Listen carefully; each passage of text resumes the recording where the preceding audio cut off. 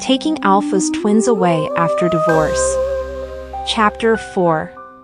Natalia's POV. When I opened my eyes, I found myself in a hospital cabin. The last thing I recalled was a discomfort in my stomach. Panicked, I sat up and put my hand on my belly. "Don't worry." Dr. Reed's voice met my ears. "Your babies are totally fine." As I turned my head to see him scanning what looked like reports. Did Adrian bring me here?" I inquired about him. He placed the papers on the tiny table that was located close to the bed, then turned to approach me. "Yes, but he's already gone."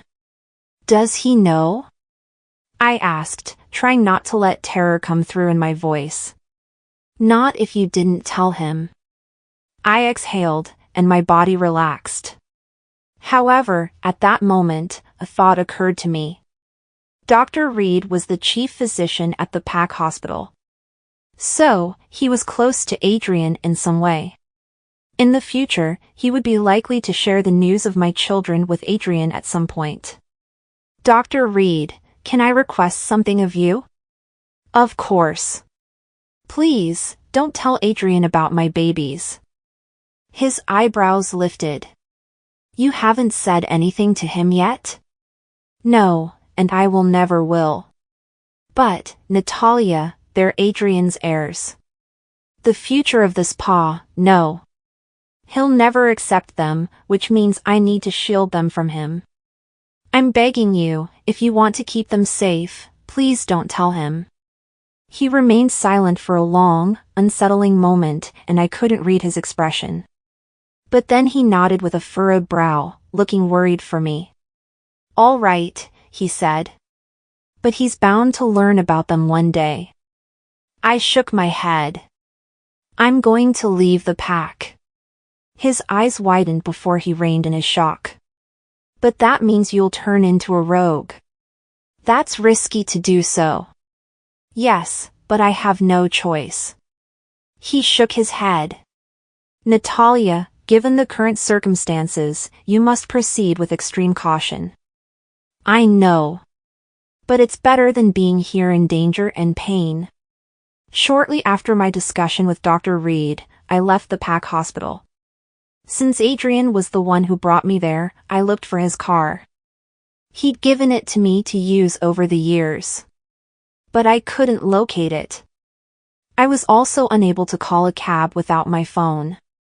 Thankfully, I eventually spotted one and hailed it immediately.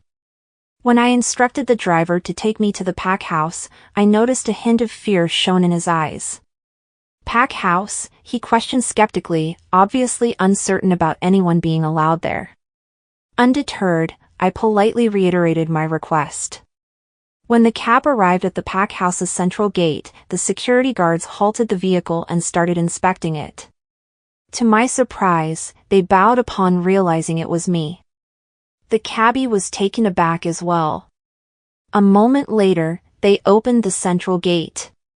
With excitement in his eyes, the cabbie drove inside the long driveway to the palace-like PAC house that belonged to Alpha Adrian's parents. I knew how he felt. Early on, I had felt that way as well. It was a dream come true for every member of the PAC to visit the palace-like PAC house at least once. I couldn't believe I'd be leaving that dream location soon.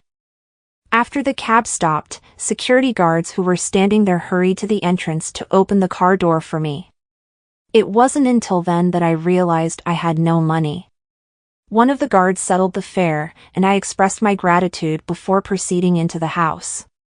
Inside, the servants inside looked at me and bowed, then offered me a seat in the living room. "Where is Alpha Adrian?" I asked. "Please call him and tell him I need to talk with him. It's urgent." She went upstairs to call Alpha.